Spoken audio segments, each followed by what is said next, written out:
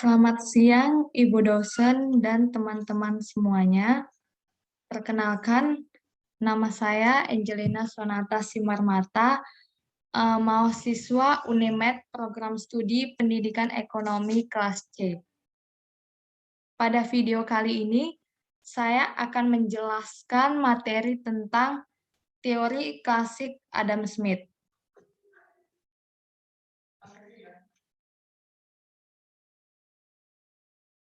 Pemikiran-pemikiran tentang ekonomi sudah sangat berkembang pada abad ke-15 saat terjadi revolusi pertanian di Eropa.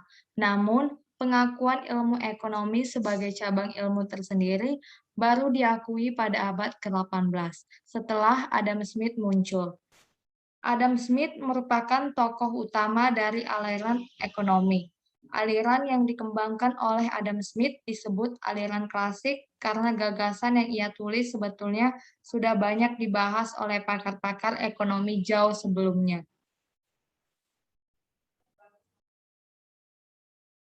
Satu, hakikat manusia serakah. Manusia pada hakikatnya memiliki sifat serakah, rakus, egoistis, dan mementingkan diri sendiri, yang sudah dikenal oleh pemikir-pemikir masa Yunani kuno, seperti Plato dan Mandeville. Mandeville menganggap sikap rakus manusia ini memberikan dampak sosial ekonomi negatif bagi masyarakat. Untuk menghindari dampak ini, Mandeville menganjurkan adanya campur tangan pemerintah dalam perekonomian. Sebaliknya, Smith berpendapat bahwa sikap egois manusia dapat mengacu pertumbuhan ekonomi sepanjang ada persaingan bebas.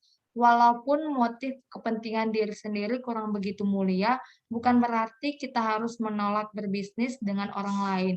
Itu hanya akan menghancurkan diri sendiri. Dua, mekanisme pasar bebas. Smith sangat mendukung moto laissez-faire, laissez-passer yang menghendaki campur tangan pemerintah seminimal mungkin dalam perekonomian. Nanti akan ada suatu tangan tak ketara atau inseparable hands yang akan membawa perekonomian ke arah keseimbangan.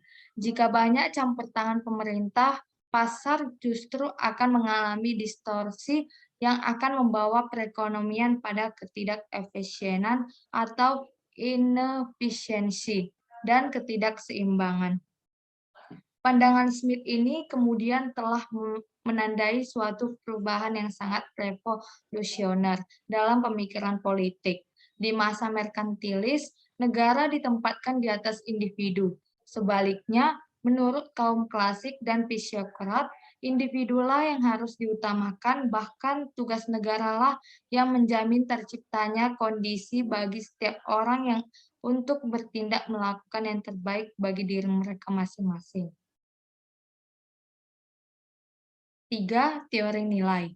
Teori nilai yaitu teori biaya produksi. Walaupun semula menggunakan teori nilai tenaga kerja, barang mempunyai nilai guna dan nilai tukar. Ongkos produksi menentukan harga relatif barang sehingga tercipta dua macam harga, yakni harga alamiah dan harga pasar. Dalam jangka panjang, harga pasar akan cenderung menyamai harga alamiah, dan dengan teori tersebut timbul konsep paradoks tentang nilai. 4. Teori pembagian kerja. Smith berargumen bahwa peningkatan produksi dapat dicapai lewat pembagian kerja atau division of labor yang baik. Di sisi lain, Smith menentang adanya campur tangan pemerintah dalam perekonomian karena menurut Smith, adanya campur tangan tersebut hanya akan mengganggu bekerjanya mekanisme pasar.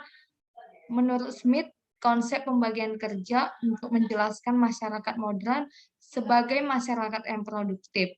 Masyarakat yang dimaksud adalah masyarakat dagang. Dalam hal ini, Smith melihat manusia lebih sebagai makhluk sosial yang berinteraksi satu dengan yang lain dalam kerangka pertukaran ekonomis dan bukannya dalam kerangka organisasi politik.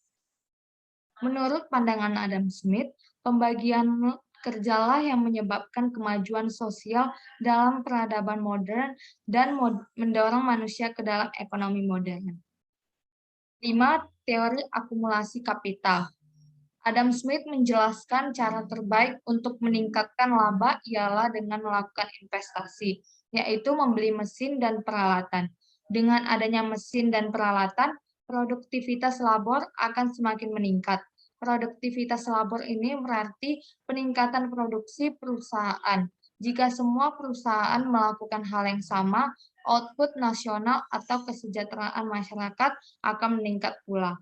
Smith menganggap pentingnya arti akumulasi kapital bagi pembangunan ekonomi, maka sistem ekonomi klasik oleh Smith ini sering disebut sistem ekonomi liberal, juga sering disebut sistem ekonomi kapitalisme. Teori akumulasi kapital ini sangat dikritik oleh pakar-pakar sosialis, terutama oleh Karl Marx. 6. Pengaruh pandangan Adam Smith. Pengaruh pandangan Smith sangat luas. Hampir semua pembahasan di bidang ekonomi dikaitkan dengan pandangan Smith. Pandangan-pandangan Smith banyak mengambil dari para pemikir pendahulunya. Akan tetapi, ia termasyhur dan mendapat penghargaan yang sangat tinggi karena kesederhanaan model atau sistem yang diciptakannya, yaitu sistem perekonomian berdasarkan mekanisme pasar yang tidak memerlukan perencanaan atau pengawasan dari pihak manapun. Meskipun sederhana, tetapi sangat ampuh dalam mencapai tujuan, yaitu mengalokasikan sumber daya secara optimal.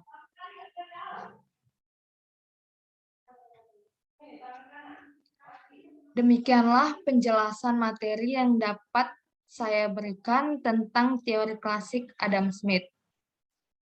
Sekian dan terima kasih.